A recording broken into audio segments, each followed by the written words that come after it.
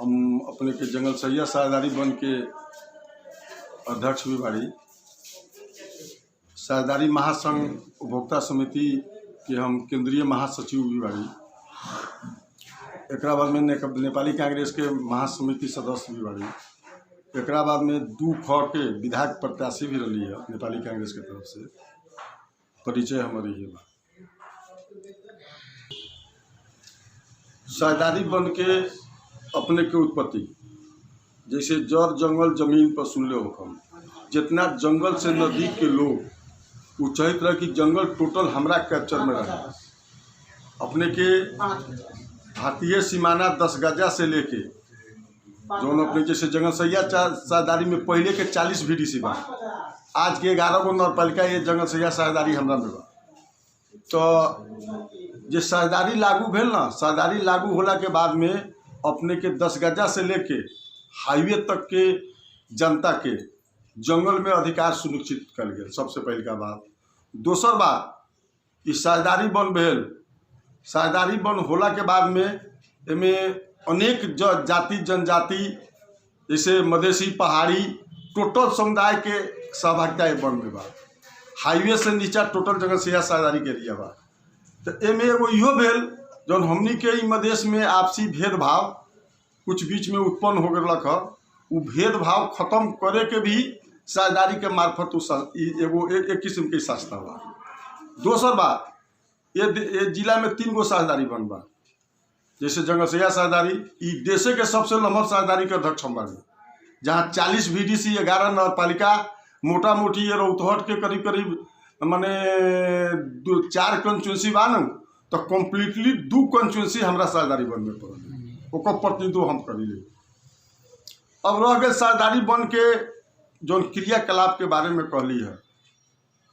पहले हमनी अध्यक्ष भे रही, उस समय में एगो मतलब निर्देशिका के भर में ये अपने के साझेदारी बन रहे। बहुत लड़ाई के बाद हमरा पर यो दायित्व बा। हम देश भर के साझेदारी वन के उपभोक्ता महासंघ के केंद्रीय महासचिव भी बाड़ी, वो भी निर्वाचन से जीतल आदमी बाड़ी। ये मारे हमनी के दायित्व पूरा देश भर में जितना भी मतलब बॉर्डर काट से लेके आगे जहाँ जंगल तक जहाँ लोग बा उपभोक्ता बा, ओकरा के कौना हिसाब से मतलब जलावन, कोना हिसाब से ओकर काट, कोना हिसाब से मतलब जनचेतना फैला के मतलब गरीब सके मतलब टपरी उद्योग। एकरा बाद में अपने के बता दूँ सिलाई कटाई। एकरा बाद में बता दूँ कि अन्य कार्यक्रम करे के हमनी अपेक्षा रखले रही, मगर कुछ विपरीत गवर्नमेंट होला के कारण जैसे ए बेर के बात कही थी। अपनी बात शास्त्रीय फॉरेस्ट मैनेजमेंट यहाँ भी लागू हो गया बा। 10 वर्षीय कार्य योजना भी बन के स्वीकृत हो गया बा। ये साल हमनी के ढाला पड़ा काट 40,000 पहले ही, उससे पहले मतलब हमनी के ई भी रहे निकाले के, जिसमें लॉकडाउन पड़ गए कोरोना कोविड-19 के चलते 10,000 CFT काट निकल, जो निकाल के ऑलरेडी हमारा घाटगद्दी में धैल बा। एक बाद में 30,000 CFT ओकर काट निकाले के रहे। एक साल में एगो साझेदारी वन में शास्त्रीय फॉरेस्ट मैनेजमेंट लागू होला पर 2 लाख CFT काट निकाले के दायित्व राइट हमनी के रख, लेकिन टोटल चीज कंप्लीट हो गई बा। एक साल में 50 करोड़ आमदनी हमनी के साझेदारी के पर्सनल हमरा साझेदारी के रख। साझेदारी के एरिया साझेदारी के हक अधिकार मतलब ऐसा बा कि बिहान हमारा खाता में अगर 50 करोड़ रुपया रहे, जैसे हमारा खाता में पैसा रहा तो 1 करोड़ रुपया अपने के ले आके पुरवा नगरपालिका के 1 से 9 तक वृक्षारोपण करा दी, जो एगो नमूना के रूप में बा। आज जितना भी माने प्रदेश के सचिव केंद्र के सचिव सब लोग आके के देख के पूरा अथी करके जाता। एक बाद में हमरा के एगो कार्यक्रम में वो लोग एगो मतलब बोलू ना एगो पुरस्कार भी देवे वाला बा, तुरंत ओकरो घोषणा हो। तीसर बात अगर वो पैसा अगर आ जाए खुल जाए, अभी पूरा देश भर में जंगल ही गवर्नमेंट बंद कर ले बा, माने काठ निकाले के बिक्री वितरण करे के बंद कर ले बा। अगर वो फुकुआ हो जाए, ये साल हम हर एक गांव में साझेदारी वन जंगल सहिया साझेदारी से 10 लाख 20 लाख मंदिर मस्जिद मदरसा रोड बनावेला हर एक मतलब वार्ड में 25-20 लाख रुपया हम देवे वाला बानी, हम वितरण करे वाला बानी। पैसा खाता में आते लकड़ी बिक्री वितरण होते वो काम हम संपन्न करे के सोच तो बहुत बड़ा रख कि ऐसा काम करके जिला में देखाओ कि नमूना काम हो, मगर कारणवश गवर्नमेंट के चलते अब सब अभी काम बाधा में पहुँच गए बा। अब एकरा के फुकुआ होते अपने के ई काम हमनी करम। तीसर बात, हम अपने के भवन भी वहाँ बना दिल बड़ी जी। साझेदारी के भवन हुआ बना के अभी हम अपना कलम से करीब करीब 16 गो, जैसे पिए एगो हमर, बन हेरालू 15 गो, भांसिया एगो, ड्राइवर 3 गो, काल भी 3 गोला के नियुक्ति कैली। एक बाद में करीब करीब 25 गो आदमी अभी हमारा अंडर में टोटल हमर नियुक्ति कल आदमी खट रहा बा, जेकर टोटल हम साझेदारी से तलब दिले। तीसर बात, सबसे बड़ा उपलब्धि मूलक कार्यक्रम क्या कैली है, अपने के 132 बीघा जमीन भू माफिया ओकरा के टोटल लाल पुर्जा बना के अरबों खरबों के जंगल के जमीन कैप्चर कर लेलक। ओकरा के सबसे पहले उमें तार बार करा के वृक्षारोपण करैली। आज उ मतलब जमीन ओकरा के तोड़वा के आज फिर जंगल के नाम में जमीन रिटर्न करवैली। अपने लोग मीडिया के साथी बाड़ी, अपने लोग को सब बात मालूम है। तीसर बात, अब साझेदारी बन के मतलब एगो ई मदेश के लेल बिहान हम रहू न रहू, हमारा मोटा मोटी अब 13 बरिस पहुँचे तो अध्यक्ष रहा, 2 निर्वाचन हम जीतली। बाद में हमनी के म्याद समाप्त हो गए रहे, कैबिनेट डिसीजन से, मंत्री स्तरीय डिसीजन से पुनः अध्यक्ष हम बनल बाड़ी। जो अध्यक्ष एंती बनल बाड़ी कि और को व्यवस्था न हुंजल को निर्वाचन न हुंजल सम्म पुराने समिति लाई चाहिए निरंतरता दी। अभी तले नियम कानून पहले रहे, गाविस के अवधारणा अब हो गए अपने के नपा गपा के अवधारणा।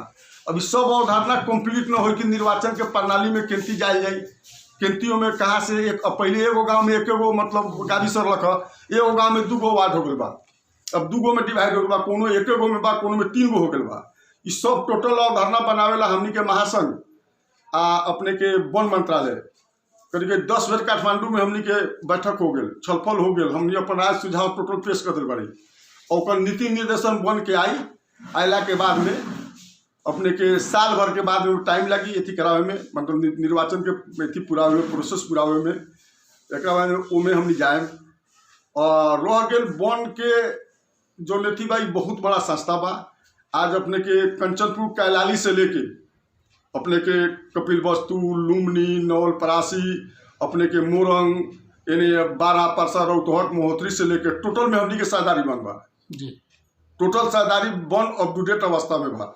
और साझेदारी बन अपने के ऐसा स्थिति में बा कि एगो साझेदारी बनला अपन गाड़ी बा, अपन ट्रैक्टर बा, अपन मतलब टैंकर बा पानी भर वाला, सभी साझेदारी में 40-50 आदमी इम्प्लाई बा जो नौकरी खाई बा। ये हमारे बहुत बड़ा संस्था बा। अब हमनी जइया ले सकली वो दिन ले हम एक बाद में हमू राजनीतिक लोग बाड़ी, बिहान हमरे निर्वाचन में जाके पड़ी, एक आदमी 2 गो पद में न रह सकले तो बिहान हमरे रियलाइजेशन करके दूसरा पद में जाके पड़ी। मगर हमनी जब तक रहम, जब तक जनता के सुख सुविधा के काम कैले छी के देखाएम, पहले भी कैले बाड़ी, आज भी करब। ओमे कथी बा के प्रेमचंद्र जी अपने तो एगो बगल के गांव के, जंगल के बगल के गांव के लोग बाड़ी, हथियाई अपने के जंगल से तासल गांव बा, अपने की भी जानकारी है। इससे पहले फर्स्ट ऑफ ऑल हम अध्यक्ष भेली तो जितना भी चिमनी अपने के जंगल के जलावन से चले अपने के मालूम है, कोनो देखावटी बात हम न कही। वो टोटल जलावन हमनी बन करके आज कोयला से चिमनी चलवई करी, टोटल छपमारी करके पकड़ाऊ करके जो ओकर चिमनी के लाइसेंस सीज करके ओकरा के हमनी सबके हटा के अब अपने के देखते हो हम अपने के गांव में जितना भी चिमनी अगल बगल जंगल को सब कोयला से चले। फर्स्ट उपलब्धि। सेकेंड उपलब्धि, जितना भी अपने के लोग मतलब जंगल के कैप्चर करके बैठ गए रख साझेदारी के एरिया में, अपने देखो हमनी वो टोटल कैप्चर के ओकरा के मतलब हटवा के घर जरवा के ओकरा में तार बार करके वृक्षारोपण करके ओकरा के सुनिश्चित कैली, सुरक्षित कैली। दूसर बात। तीसर बात, अपने जंगल के स्थिति बगल में बाड़ी, पहले 100 में 100 तस्करी जंगल से हो, यहाँ तक कि अपने के 4 चक्का जाके ही जंगल में से लकड़ी लूट करके चल जाए, टायर चल जाए। आज वो स्थिति नहीं थे। आज अपने के न टायर जा सकले, न 4 चक्का से जा सकले, न ट्रैक्टर जा सकले, फाट फूट। अब एरिया इतना लंबा बा, जैसे हमरा में हम जो साझेदारी में बाड़ी, हमरा में 8000 बीघा जंगल हमारा कैप्चर में बा, हमारा अधीन में बा। अपने के सेमरी से लेके अपने के लम्हा खोला तक वो टोटल एरिया हमारा बा। वो एरिया में फाट फूट साइकिल वाला कभी काल चोर तस्करी कर ले, एक बाद में हमनी के मालूम होते ओकरा के भी पकड़ के हमनी जाके कार्रवाई के दायरा में रखी।